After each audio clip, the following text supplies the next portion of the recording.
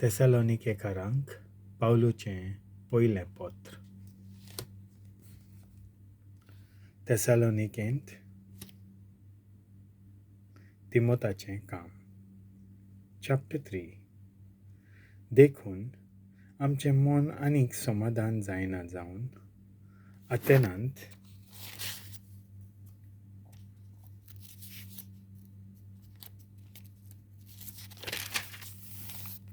हांव एकलोच रावचो म्हूण आमी थारायलें. अशें आसता आमी तिमोथाक तुमचेशी धाडलो. तो आमचो भाव आनी क्रिस्ताचें शुभ वर्तमान परगटच्या वावरांत देवाचो चाकोर.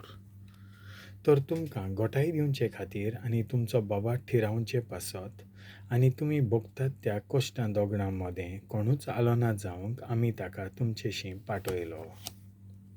असली पिडापीड देवानूच निर्मिल्ली आमची गोत म्हूण तुमी जाणात.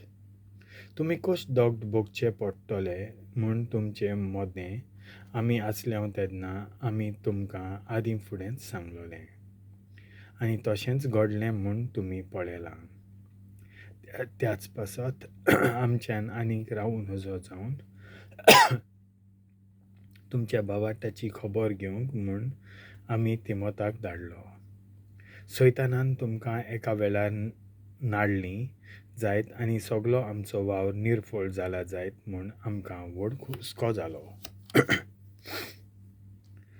तेसालोनिकेकारांक पासत पावलू देवाक दिनवासता.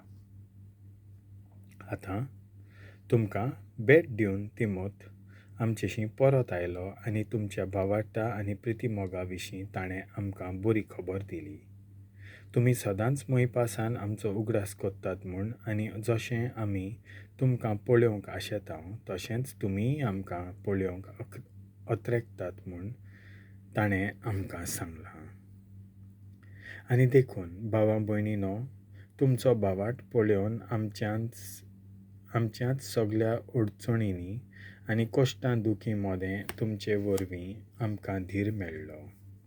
तुमी सोम्या सवें घट रावल्यांत म्हणटच आतां आमकां नवो जीव भरला. ताचे पासत आमी आमच्या देवा मुखार इतलो व्हड संतोश भोगता त्या खातीर तुमचे विशीं आमच्यान कशें फावो ते परी देवाचे उपकार आठोवंक जायत. तुमकां रूप पळोवंक आनी तुमच्या बावाटाक कितें उणें आसा तें भरून दिवंक आमकां फावो कर म्हूण आमी दीस रात काळजांत थावन ताचे लागीं मागता. खुद देव आमचो बाप आनी आमचो सोमी जेजू आमी तुमचेशी पावोशें करूं. तुमचो मोग एकामेका थंय आनी सगळ्या मनशां थंय सोम्याक ओदीक वाडोवचो आनी आमी तुमचो मोग कोत्ता तितलो व्हड तो जावंक पावूं.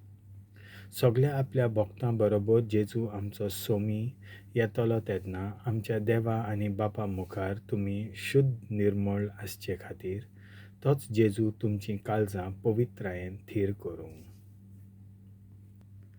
देवाचें उतर हें.